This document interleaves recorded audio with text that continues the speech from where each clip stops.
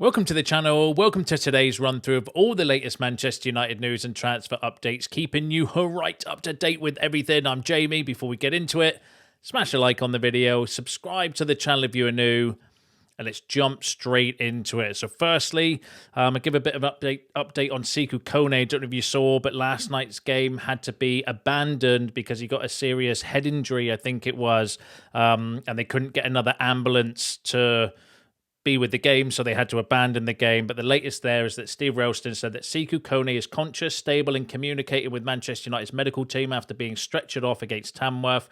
He has been taken to hospital as a precaution for further checks. But then updates come out since saying Sekou Kone was discharged from hospital early this morning and continues to recover at home in Manchester, so hopefully he's okay. Might have just been one of those precautionary things where he's had a serious head injury or a serious bang because of the concussion rules and stuff. He had to be taken to hospital, and because you have to have an ambulance and a medic on site for football games, couldn't get an ambulance in because we live in the UK and that health service is on its ass. Then the game had to be abandoned, but hopefully he's okay, and just wish him a speedy recovery as well, because it was never a good sign when I was seeing all the news last night about game being abandoned and stuff. But hopefully he's going to be okay to make a recovery from there. But give us your thoughts on that in the comments below. Now let's kick off. Let's go through the Baleba news. This still the talk of the town. There is still no knockback. It's still on. We're still, in the running and in the race. Let's go through all the latest there. So firstly, Indicalier. I'm not on the Indicalier bandwagon, but was reposted by Ornstein and credited with Ornstein, regarding the news. So might have an inside track, might just be lucky, I don't know, but said that a bid is imminent after board meeting. According to sources, Man United had a big board meeting on Tuesday with Ruben Amorim, and things got pretty intense. Amorim made it clear that Carlos Baleba is a must signing for this summer. The club's credit facility is in place, so they're ready to make a move. We understand Manchester United is about to test Brighton's patience with an official bid. So Indicalier, according to them, are suggesting that a bid is imminent for Carlos Baleba after a meeting on Tuesday where Ruben Amorim said that it was quite an intense meeting, and that was after I brought you the news. Ben Jacobs was saying the same thing, that he was demanding, let's show some ambition, go and get me some legs in midfield, and kind of almost, encouraging the board to go out and get this deal done. So that would make sense. But again, I'd want to see a bit more credibility regarding that, because while Indicalier was correct with the initial story, I'm not quite on the bandwagon just yet. Then Rich Fay said that Brighton have made it clear they do not intend to sell Baleba in the current window and will only sanction a sale if it matches their valuation of the player. Early indications suggest it could be in the region of £100 million, though that could be the overall value of the package, with a smaller initial transfer fees. So that would be interesting if we could get a deal, for like £100 million total package, but 80 plus 20, or 90 plus 20, or whatever it works out as being the initial fee. Maybe we could do a structured deal with some add-ons, achievable add-ons and unachievable add-ons as well. So that's really interesting from Rich Fay, who's decent with the United news as well, suggesting that maybe, that we could do a smaller initial transfer fee. But again, it all depends on Brighton, this. Sam Wallace from The Telegraph, though, said that Brighton have set Carlos Baleba's price tag at over £100 million, but Manchester United are not prepared to meet that valuation. Now, this was a bit of a weird report because The Telegraph and Sam Wallace is a decent source. However, later on in the article, it did say that maybe they could fund the deal by getting exits and stuff. So it was a bit of a weird source. But, it's the first journalist that's come out saying that actually if the price is over £100 million, maybe United are not prepared to do that deal at that sort of price, it is what it is. Miguel Delaney, again, another good source, said that Brighton are understood to want around £120 million for the 21-year-old, with owner Tony Bloom generally unmoving as regards to such prices. The Man United hierarchy are currently figuring out how to construct a payment package, with one consideration to offer an initial £80 million and the rest made up of add-ons. There would be a will to send a player such as Jadon Sancho the other way, but it is not seen as likely that Brighton go for that. So that's interesting. Remember, there's a report last week, was it, or a couple of days ago, suggesting that maybe United could offer players in exchange as well as part of the deal for Baleba, and we didn't have any names. Jadon Sancho could be one, although I don't think Sancho would want to go to Brighton because I don't think they'll be able to afford anywhere near the salary that he's demanding. But we'll go through some Sancho updates in a bit as well, but that'll be interesting. Again, another source suggesting maybe we're doing like an £80 million and then trying to make the rest up in add-ons, which would be plausible. Fabrizio Romano, though, has come out saying that Brighton are still not giving any official numbers to Manchester United for Carlos Baleba. They did a similar situation with Moises Caicedo. Then Liverpool arrived with an official bid. Chelsea matches the bid and offer a bit more to sign the player. So Fabrizio Romano is saying that Brighton will not give a figure out. They won't say we want X amount. They'll want you to bid, and then they'll just say we bid like 80, and they're like, yeah, no. And then we're like, okay, well, we'll bid 85. And they're like, no. And they just won't give an actual number until it hits the number that they would accept, and then they'll accept the bid, which is why this deal is going to be so difficult. Because if we knew the price, at least you've got a starting point to work off of in terms of the negotiations. But that's the way they operate, and that's why they get really good value for money for their players, I suppose, as well. So you can't argue against their particular tactics for their club model. Fabrizio Romano also said that Manchester United is still working on the Carlos Baleba deal, still very difficult, but United are not giving up at the moment, so we're still in the race. Baleba could go to United immediately, but club to club is still far apart from solutions. So he's saying that Carlos Baleba would come to us immediately, regardless of European football and stuff like that, he said. However, we still need to get a deal done with Brighton. That's the hold up on this deal. Like, the player wants to come. We'll easily get personal terms done if we've not already pre-agreed them. It's just the price and the costs and the structure and all that stuff that's going to be very difficult with Brighton.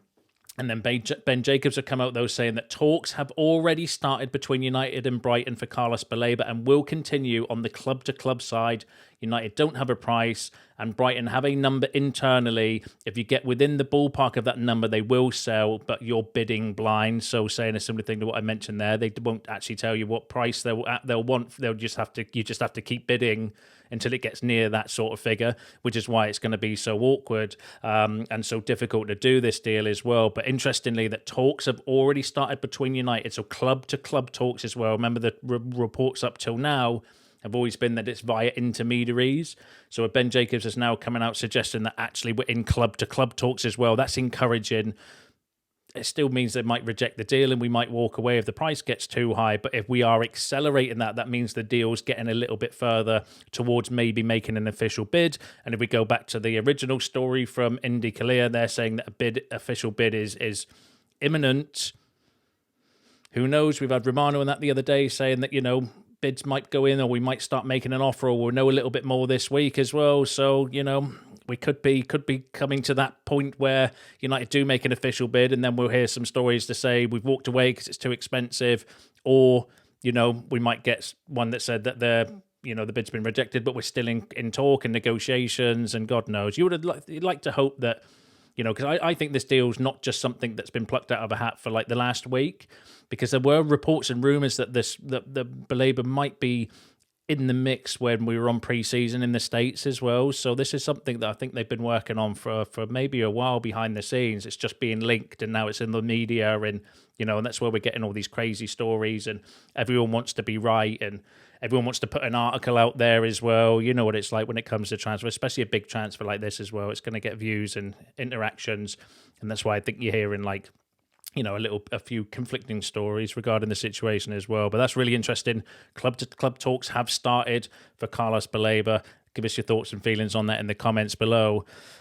Now, this was interesting again from Miguel Delaney, saying that Manchester United pushing to do Baleba this window as Amram wants a midfielder. Next preference is Wharton, and they'd eventually like both together, although Palace will be even more difficult to deal with on that than Brighton. So that would be a dream scenario for me personally. If you got Baleba and Wharton as a replacement for maybe Bruno, if the Saudi Pro League come back in for him next summer, Casemiro's gone anyway because he's out of contract, and then you replace Bruno and Casemiro with Baleba and Wharton. Me likey the idea of that as well. But was there not a report recently that said that maybe Wharton had a gentleman's agreement to leave Palace next summer? But then the reports, well, we might go in for Wharton this summer if we don't get Baleba done, but then will we have the budget to do Baleba next year? Anyway, we're getting ahead of ourselves. We've not been rejected by Carlos Baleba yet, so let's stay giddy around that one, and let's internally think that actually we could be getting giddier, that we could be going for Adam Wharton next summer as well, although I think we'd be in the same position. There would be a lot of competition for Adam Wharton next summer, which is why we're trying to get this Baleba deal done as quick as possible. Now, one of the ways we could be funding the deal, Laurie Whitwell has said that Mark Armstrong told staff that United are on the verge of announcing 3 new partnerships, and his team had, across the last 5 months, agreed £70 million worth of deals. One new name associated with United is Coca-Cola. That was announced yesterday, so we've got a new partnership with Coca-Cola, which has become the club's official soft drinks partner. The deal was announced on Wednesday, 2 days after Armstrong spoke. It's understood to be worth around £1 million per year. They have announced another sponsorship today as well with Sokin, I think it is, who have been appointed as their fintech company, or appointed the fintech company as the club's official global business payment solution partner. So there we go. So there's another sponsorship deal. You've been mentioning in the comments, and I did mention it on a video the other day, I wonder if we've got some sort of sponsorship packages lined up as a way to help us fund the Carlos Baleba move as well. And that could be one of the ways. We still don't have an official shirt sponsor for the training kit neither as well. I think that would be a big deal. And according to the report from Laurie Whitwell, if we've lined up £70 million worth of deals, that definitely goes towards giving us some funds to go for Carlos Baleba with the wiggle room we probably still have in the budget left this summer anyway. Plus, if you then sell Garnacho, Højlund, Sancho, Anthony, and the rest of the bomb squad. But yeah, interesting. Give us your thoughts and feelings on all of that in the comments below. Now let's go through the exit news. So firstly, Rasmus Højlund. So Fabrizio Romano said that AC Milan keep advancing on Rasmus Højlund deal with Man United. Talks ongoing on player side to discuss the project as Højlund is opening doors to AC Milan. €6 million loan fee, 45 million buy option clause, and salary covered. Details revealed last week. Agreement closer. So Fabrizio Romano saying that Rasmus Højlund is now more open to go into, or leaving United anyway, potentially going to AC Milan. Milan expect to complete the Rasmus Højlund deal by Thursday or Friday. That came from Danny Logo, who's decent Italian journalist. Rasmus Højlund has said yes to AC Milan, again, another Italian news outlet. Simon Stone said that Serie A giants AC Milan head of queue of clubs keen to sign Højlund, and the indications are that United would be willing to accept a loan deal for an initial fee this season with an option to buy next summer in order to give the 22-year-old a chance to find his form.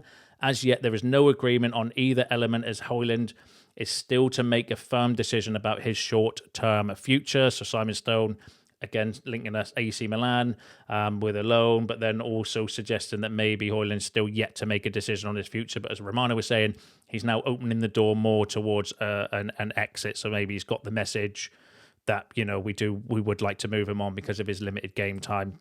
Rasmus Højlund is reluctant to leave Manchester United this summer, but fears he may have to move in order to get regular games this season. Højlund has been linked with AC Milan amid uncertainty about his future following the arrival of Benjamin Sesko from RB Leipzig. United sources are adamant the club are not forcing Højlund out. I would disagree, but they are open to offers and will consider both permanent and loan bids. Sources close to Højlund have said that he is torn over the prospect of leaving United, having worked hard to earn a move to the club he supported as a boy via stops at FC Copenhagen, Sturm Graz and Atalanta. That came from Rob Dawson. Now, Simon Stone did also say a similar thing at the beginning of his report as well, that United was saying that we're not forcing Højlund out, which felt like a bit of a breathe, either coming from Højlund's side, an agent to try and save face, or United putting it out there, like, look, we're not trying to force him out as a way to maintain value in the market. Either way, it did come out from both journalists were saying a very similar thing. However, Fabrizio Romano said that Rasmus Højlund is still not giving any final indication, like I'm leaving, but he starts to open the doors to a potential exit. The deal is not something expected to happen very quickly. It's not expected to happen tomorrow or Friday. Milan and United are talking on a loan deal, €6 million loan fee plus salary covered, buy clause around 40 to 45 million euros. Today, talks took place between the agent of Højlund and Milan. Man United are being very clear with Højlund. They want him to go. So, Fabrizio Romano going against and going with what the narrative has been over the last few days is that effectively we've told Højlund that he's not going to get many game times and we'd like him to go find another club. And it looks like he is now opening the door to that opportunity. Whether the Milan loan materialises, because there are potentially other clubs interested in Højlund, we might end up with a permanent deal, might end up with the loan. But at least it's encouraging that maybe he is now taking the hint and looking potentially at other options as well. The Manchester Evening News, in the Manchester Evening News, the Gazzetta dello Sport was saying that Milan are reportedly prepared to pay £34 million as part of the deal for Rasmus Højlund. It would include an initial loan fee with an option to buy the striker. However, they add that Højlund wants guarantees from Milan that a permanent move will materialise next summer. So that's interesting from the Manchester Evening News and Corriere dello Sport, suggesting that they are going to be prepared to pay the £34 million, but Rasmus would want some insurances about his future as well. So maybe he is now even more open to a permanent exit, not just the loan, although, I'd be cool with either, because if he does a loan and he does really well and we're in Europe next season, bring him back, you've got your two strikers again. But then if the clubs don't think that even if next summer we're in Europe and in whatever competition, then if they don't want him, they don't want him, and it's their decisions to make. They know more than us behind the scenes as well. So we're being really interesting to see what's going on regarding that. So now that's really interesting. So at the time of recording this video, I've not done a slide for this one, so I do apologise, but it's come out from some aggregator accounts. This is from the Cameroonian news outlet that I bought you a couple of days ago. I still don't know the credibility, so it could be a bit of bandwagon jumping, saying that Manchester United and Brighton have agreed on Carlos Baleba's transfer. The Cameroonian is expected to sign with Manchester United soon for 112 million euros. So what is that in pound wage? Give me a second, because I do not know that equation off the top of my head. 112 million euros in spawns.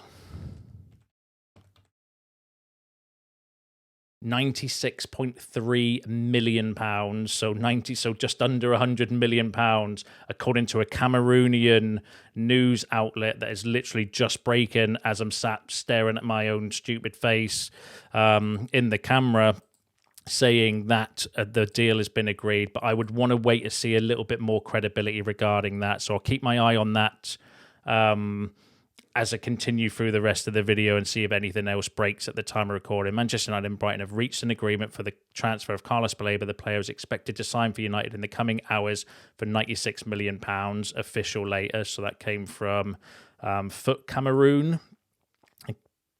114,000 followers online, so that's going to be interesting. I'd want to see a bit more credibility though, personally, because I don't think those are the sort of outlets that are going to break that a deal's been agreed for Carlos Baleba. It's going to be David Ornstein or Fabrizio Romano that I think are going to get the scoop on this one. But yeah, interesting. Give us your thoughts on that in the comments below. Let's continue on with the rest of the exit news. So Roma are interested in Manchester United's unwanted England winger Jadon Sancho. Juventus have long been interested in Sancho, but Roma are also looking at whether a move is possible. Now, that came from Simon Stone. There has been a few murmurings over the last couple of days linking Roma with interest in Jadon Sancho. Patrick Berger, who's a good source, said that Besiktas have inquired about Jadon Sancho and sounded out a potential move. Besiktas fans keep dreaming, but the player has rejected for now, not ready to join the Turkish Super League. Juventus and Dortmund remain in the mix, although Borussia and Dortmund talks have completely cooled recently. So even his backup option are potentially walking away from Jadon Sancho, and he's turning his nose down to Besiktas. Did you see it? Apparently he had 5.3 million responses on his Instagram post or something from Besiktas fans wanting him to go to Turkey, and he's rejected that move. Like, he would literally be worshipped and idolized over there, but still doesn't want to go to the Turkish league because apparently it's beneath him. That's what it feels like. Then we've had Paul Hurst and from the Times saying that Roma have made a bid to sign Jadon Sancho for a season-long loan from Manchester United, but waiting to see a bit more confirmation regarding that. But according to the Times, Roma have made a bid for Sancho for a season-long loan. Fabrizio Romano has said that AS Roma have spoken with Jadon Sancho's agent and with Manchester United to understand the feasibility of the operation. Interested clubs believe he could end up leaving on loan, so we might be getting to that situation where we end up having a loan him. Ridiculous. Yeah, ridiculous. If he didn't need his wages off the wage book, I'd be half inclined just to tell him to piss off and just sit around and play Xbox for a year. But it's just going to be, that would be probably even more annoying than it would be loaning him out. I just can't wait for either way for his contract to run out and for him to piss off. It's really, really infuriating me, these exits and these players. What an absolute waste. But I digress. Now, the BBC was also saying that Roma have made an offer to sign Jadon Sancho for Manchester United. United sources have not revealed the size of the bid from Serie A club, nor whether it's been accepted. However, the offer in itself underlines that there is interest in the 25-year-old who has been told to find a new club before the transfer window closes on the 1st of September. I hope it is a bid, an official bid, and we can just get rid of him if he accepts it, although he'll probably say, nah, I don't fancy Roma. They're beneath me as well. But, you know, we are where we are with this situation. And then Fabrizio Romano, interestingly, they said that Atletico Madrid opened talks to sign Nico Gonzalez from Juventus. Discussions started over a potential deal, and it could be a permanent move. Initial talks ongoing. Now, the reason I brought that in is because it's believed that Juventus would need to sell Gonzalez for them to make a bid for Jadon Sancho, and that's the deal that's probably been the most reported over the summer is Juventus and Sancho. So if they're in the position where they have to sell to buy, if they're about to sell Gonzalez, they could then come in and make a permanent move. It's just, but we'll have to just wait and see how all of that plays out. But give us your thoughts and feelings on that in the comments below. And then Laurie Whitworth said that Toby Collier is in advanced talks to join West Brom on a season-long loan. He has chosen West Brom, so Toby Collier's going to go out on loan. It was believed that it might have been Hull. They were pushing for Toby Collier as well, but according to Laurie Whitwell, West Brom could be going on loan to West Brom. There's still talks that Harry Amas is going out on loan. PSV have been interested. Sheffield Wednesday interested as well. So he's potentially going to go out on loan. Chido Obi is not going out on loan, according to Nave Salt as well. That was reported a couple of days ago. We don't know what's going on with the likes of like Sekou Kone and players like that as well. But it does look like they're going to be loaning out a few more players. Remember, Darren Fletcher is in charge of the loans now, trying to get them loan deals. Apparently, they don't necessarily want fees for these players because they see it as development opportunities, so that's really interesting as well. But give us your thoughts and feelings on that in the comments below. I just hope we can get some exit moves. That's really infuriating me at the moment, and I read your comments and I get that you're frustrated by the situation as well. It just still baffles me that like we've got players that are just dragging their heels and not trying to force their own exits themselves. But it is what it is. Where we are. I'll keep an eye on the Carlos Baleba news for you as well. Indy Callier at the time of recording has come out saying that Carlos Baleba has been told not to say anything about his future to the media. Negotiations are taking place between Brighton and Manchester United. So again, I'm not quite on the Indy Callier bandwagon yet, but overall, in summary, with the Carlos Baleba news, it might be one of these where we get built up to get knocked back down again. But the reports are kind of positive, and I don't want to, I'm still a little bit skeptical myself. I'm not want to get carried away too much. I am giddy about the deal because I do think he would be a really, really good signing for our midfield and fix an area that we desperately need fixing as well.